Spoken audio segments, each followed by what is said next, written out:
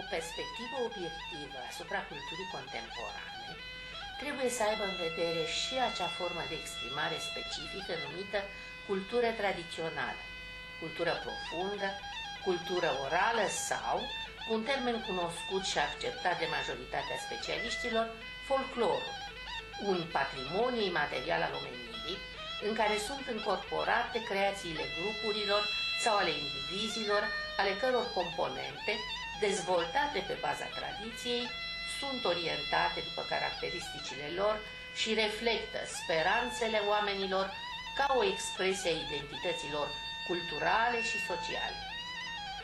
Indiferent de nivelul evoluției tehnice sau de orânduirea socială, cultura contemporană încorporează pretutindeni în lume acea formă specifică de exprimare care este folclorul. Proces bipolar, dirijat de istorie, el însuși istorie, folclorul are astăzi repere de modelare transcontinentale și transculturale. Prima viață a folclorului este forma lui genuină. Ea este urmată de o etapă specială, un tip de stop cadru în existența produsului folcloric, creat de cercetătorii care culeg, prelucrează, arhivează și sistematizează documentele de cultură imaterială în cadrul arhivelor de folclor, arhive neconvenționale multimedia, instituții specializate și orientate anume spre împlinirea acestor sarcini. Cea de-a doua viață a folclorului este reprezentată de reproducerea fenomenului înregistrat cu ajutorul aparatelor în afara contextului în care el se manifestă normal și în alte scopuri decât cele pentru care a fost creat. Specialiștii mai numesc acest fenomen folclorism. Folclorul viu, genuin, nu poate fi conservat ca atare, toate tipurile de oralitate făcând fenomenul ireversibil și irepetabil, dar poate fi protejată suprastructura care cercetează, tezaurizează și gestionează valorificarea și oferă modele de referință. Domeniile etnologice, folcloristica, etnomuzicologia, etnocoreologia, etnografia, alături de arhivele de folclor, muzeele și colecțiile etnografice, au această sarcină. Prima sarcină a unei arhive neconvenționale de folclor este crearea documentelor specifice. Arhivele neconvenționale de folclor tezaurizează cele mai diverse fonduri, unele de mare vechime, înregistrate pe cele mai diverse tipuri de suporți.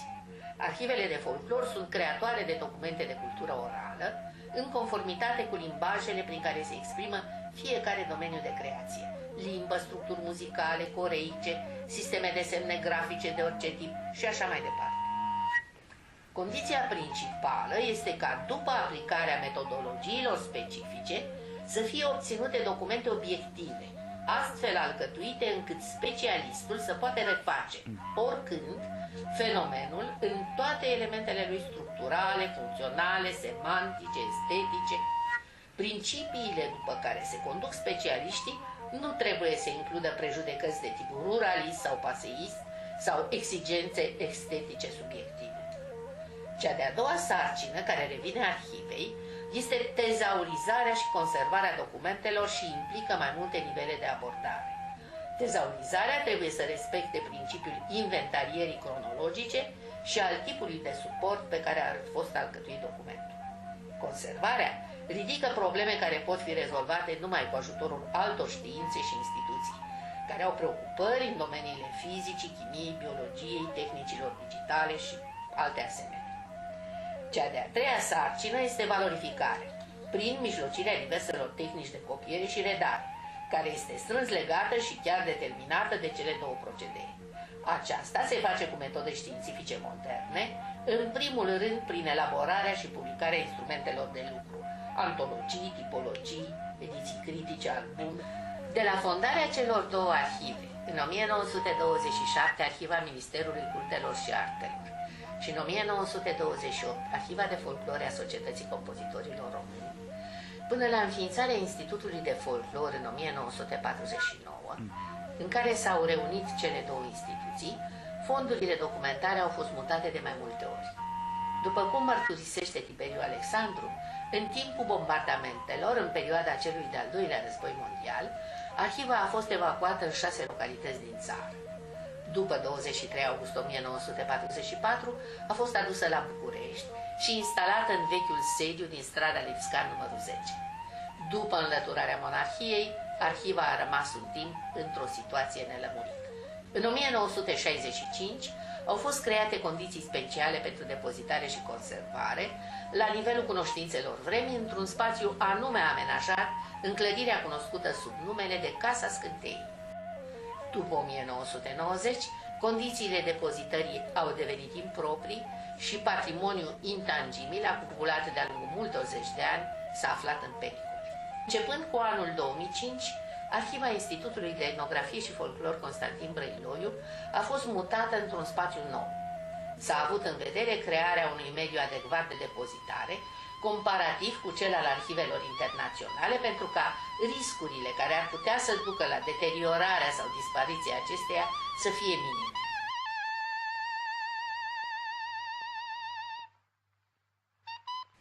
Echipa multidisciplinară a cercetat, evaluat și proiectat organizarea noului spațiu atribuit arhivei, asupra căruia se operează activități de amenajare în vederea îndeplinirii sarcinilor legate de decontaminare, conservare, diseminarea fondurilor supuse prelucrării. Fonotecă, bandotecă, filmotecă, fototecă, fond papetar, precum și spațiul de lucru, laboratoarele tehnice de sunet și imagine, copiere și digitizare. Conform proiectului Folk Media Depozit. S-au identificat în acest fel factorii de risc, seismic, umiditate, luminozitate, temperatură, pentru fiecare tip de suport. Depozitul este dotat cu un sistem general autonom de protejare anti-incendiu.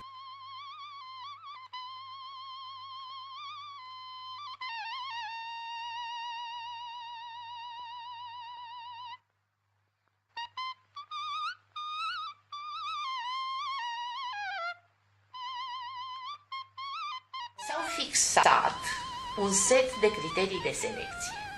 Între acestea amintim importanța intrinsecă a materialului.